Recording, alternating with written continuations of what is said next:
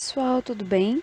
Aqui é a professora Mariana, eu estou cursando o 7º semestre do curso de Letras, Português e Inglês na Universidade São Judas Tadeu, Unidade Moca. Esses vídeos são direcionados para o projeto de reforço de estudos da professora Cíntia Piccini do curso de Letras. A matéria abordada nos meus vídeos é análise do discurso, e esse é o vídeo parte 3 de modos de organização textual. Vamos começar. Vamos recapitular de onde nós paramos. Nós vimos aspectos do texto descritivo, que pode ter a narração, a descrição dinâmica ou estática, que a narração de pessoa pode conter aspectos subjetivos, não apenas objetivos.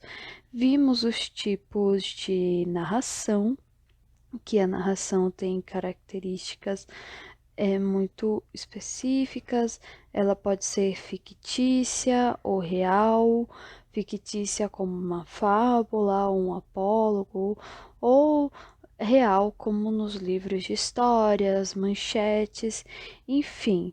Vimos a narração da Clarice Lispector, onde ela conta no conto a quinta história, exatamente, que nós vimos aqui os elementos dele, que os elementos que tem que ter um texto é o enredo, um texto narrativo é o enredo, o espaço, o tempo e o foco narrativo. Agora nós vamos analisar um pouco mais outras características do texto narrativo. Em uma narração, outro elemento a ser observado é o registro da fala das personagens. Observe, por exemplo, o trecho tirado do livro Madame Bovary, do Flaubert. Carlos queria folhear o dicionário de medicina, mas não via nada. As letras dançavam-lhe diante dos olhos. Acalme-se, disse o farmacêutico. Trata-se unicamente de lhe aplicar um antídoto poderoso. Que veneno é? Carlos mostrou a carta. Era arsênico. Bem, prosseguiu Romais, temos que lhe fazer análise, pois Romais sabia que é necessário em todos os envenenamentos fazer uma análise, e o outro, que nada compreendia, respondeu: sim, faça, salve-a. Depois, voltando para junto dela, deixou-se cair no tapete e ficou a soluçar na beira da cama. Não chores, disse-lhe ela. Em breve deixarei de te atormentar. Por quê? O que foi que te obrigou a isso? Ela replicou. Tinha de ser, meu amigo. Não vivias feliz? Fui eu o culpado, todavia fiz tudo quanto pude. Sim, é verdade. É verdade, tu és muito bom. Aqui é o trecho em que a Madame Bovary já se envenenou com arsênico e o Carlos está lamentando, o marido dela, no caso, está lamentando à beira da cama que ela está morrendo, falecendo aos poucos por causa do veneno. Bom, vimos um exemplo de diálogo no livro A Madame Bovary. Na apresentação de diálogos, quando se reproduz textualmente a fala das personagens, deixando-as falar, tem-se o discurso direto. Esse procedimento gera a ilusão de que os próprios interlocutores tomam a palavra. E assim que se ouve ou que se ouve, lê parcialmente, ser exatamente o que eles disseram, para indicar a pessoa que está falando durante o diálogo. O narrador usa os chamados verbos discentes ou verbos de elocução, que visam afirmar, declarar, dizer, perguntar, indagar, interrogar, protestar, exclamar, responder, retrucar, gritar, pedir, solicitar, mandar, aconselhar, etc. Quando a gente fala, ele gritou, enfim. São esses os verbos discente ou verbos de elocução. Aqui vai algumas observações de como pontuar corretamente o discurso direto. Antes do registro da fala da personagem, deve-se colocar travessão, sinal que dará início ao parágrafo, quando o narrador quer informar qual personagem vai falar. Pode-se organizar o texto de 3 maneiras. Explica-se primeiramente quem vai falar, coloca o seu sinal, chamado 2 pontos, abre-se no parágrafo para nele colocar travessão, seguido da fala da personagem, como Madame Bovary vai falar, eu estou morrendo, e aí, Madame Bovary vai falar, 2 pontos, aí embaixo, travessão, eu estou morrendo, alguma coisa assim. Registra-se primeiramente a fala da personagem antecedida de travessão na mesma linha. Coloca-se outro travessão e em seguida a frase pela qual o narrador explica quem está falando, como nós vimos no exemplo da Madame Bovary. No interior da fala da personagem antecedida de travessão, coloca-se entre vírgulas ou entre travessões, frase pela qual o narrador explica quem está falando. Pessoal, é importante saber que os verbos de sende nem sempre aparecem expressos. É comum omiti-los nas falas curtas entre 2 interlocutores, bastante para orientar o leitor. A abertura do parágrafo precedido por travessão. Observe-se o seguinte diálogo entre Macabea e Olímpico, personagens da Hora da Estrela, de Clarice Lispector. Pois é o quê? Eu só disse pois é, mas pois é o quê? Melhor mudar de conversa, por que você não me entende? Entendeu o quê? Santa Virgem Macabeia, vamos mudar de assunto e já. Falar então de quê? Por exemplo, de você. Eu? Há também o discurso indireto. Nele, o narrador reproduz com suas palavras a fala das personagens, transmitindo apenas a essência do pensamento a elas atribuído. Com o único pensamento de exterminar baratas, ela preparou a venenosa mistura recomendada pela vizinha, espalhou pela casa e foi dormir. De madrugada, levantou e foi checar se os insetos estavam mortos. Observou as estátuas, horrorizada e orgulhosa. Discurso direto e discurso indireto. Pronome pessoal de primeira ou de segunda pessoa. Pessoal de terceira pessoa presente no indicativo pretérito imperfeito do indicativo pretérito perfeito do indicativo pretérito mais que perfeito, futuro do presente no indicativo do futuro do pretérito e indicativo do futuro subjuntivo pretérito do subjuntivo imperativo pretérito imperfeito do substantivo. Pronome este, pronome aquele, pronome aquela, pronome isto ou isso, pronome aquilo.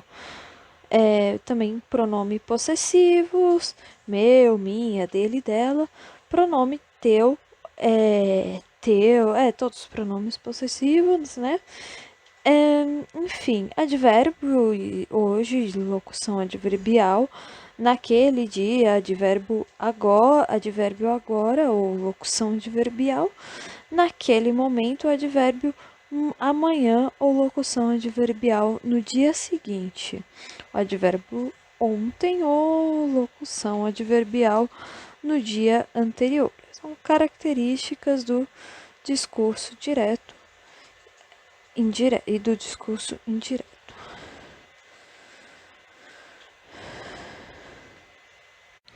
Vamos falar agora sobre o texto dissertativo, que é o tipo de texto em que se expõe ideias sobre um determinado assunto, seguidas de argumento que as comprovem. Assim, a partir de uma ideia central, o autor passa a apresentar uma série de argumentos visando a convencer o leitor dos pontos de vista defendidos no texto. Ok, então vamos ver aqui um exemplo de texto dissertativo tirado do material apostilado do professor Jairo Postal, e que ele tirou do texto da Raquel Queiroz. Morrer com dignidade. A medicina moderna tem feito, em certos sentidos, processos indescritíveis com suas drogas miraculosas, com suas audácias de cirurgias antes nunca imaginadas. O coração, que era dantes um músculo intocável, é hoje cortado, retalhado, emendado e até transplantado. Mãos, pés, orelhas, narizes decepados são reimplantados com êxito no abdômen. Já não existe ousadia que não se pratique até a área sagrada, o cérebro. O cirurgião se atreve e vai operando seus pequenos milagres. As drogas já curam tifoide, sífilis, septicemia, até lepra e tornam-se possível uma vida longa aos diabéticos e aos outros portadores de males crônicos e outrora inexoráveis. Mas há uma hora em que as grandes drogas falham. A cirurgia nada pode e a morte exige o seu defunto. Então os doutores sabem-se vencido, mas não se entregam e iniciam a batalha que já não é da cura, mas de ganhar mais uma semana, um dia, uma hora, um minuto. O doente que já não é o doente em cima da cama já deixou de ser um ente humano. É um simples objeto de vissecção. A garganta é cortada para que nela se introduza aquele sinistro opitinho de tractomia. Do nariz lhe saem glândulas por onde são injetados os alimentos, quando as canulas são inseridas diretamente no estômago, por corte que vai das vizinhanças externas até lá dentro. Conforme já vi fazer as veias, já não tem onde se fure para enfiar agulha no soro, e então eles dissecam uma, quer dizer, abrem a carne até uma veia escondida, e ali fixam a agulha. Em definitivo, chega um ponto em que não há orifício natural do corpo que não receba uma sonda, salvo talvez os ouvidos. Às vezes o doente não tem mais consciência de nada, ou pelo menos a gente assim o supõe. Não fala, não se mexe, nem sequer pisca. Dali obstinam e cortam, e costuram, e injetam, e parafusam, e dão choque elétrico, e bombeiam sangue de novo, que o sangue velho, além de enfermo, o pode tanta droga engolida ou injetada, já virou um caldo de laboratório, e a explicação para isto tudo é que a obrigação sagrada do médico é prolongar qualquer faísca de vida, enquanto a encontre, e a outra explicação que eles não se dizem é o aprendizado que apresentam para os doutores aquelas experiências todas no corpo enferme, zumbi humano, enferme de um zumbi humano. Os americanos iniciaram agora um movimento contra excessos usando o slogan "Morrer com dignidade", e isso muito me apraz, porque morrer livre das indignidades das últimas horas é reivindicação minha, já que muitos anos inscritos em conversas em pedidos, a família venho rogando, não deixem que os médicos atrapalhem minha morte. Na hora de ficar desenganada, parem com tudo, pelo amor de Deus. salvo alguma morfina amiga contra as dores, se vierem fortes. Outra ajuda assim misericordiosa para conforto do trespasse. No mais, a vela na mão, o bendito da agonia e o lençol no rosto, e depois repouso na terra velha da fazenda Califórnia, onde os meus já me esperam. Amém. Então é isso, pessoal. Nós vimos todos os tipos de texto. Muito obrigado pela presença de vocês. Como o vídeo já está bem longo, eu vou encerrar por aqui mesmo. Eu gostaria de passar ainda algumas dicas de como fazer um texto dissertativo bem feito, mas tudo bem. Muito obrigado pela presença e até mais.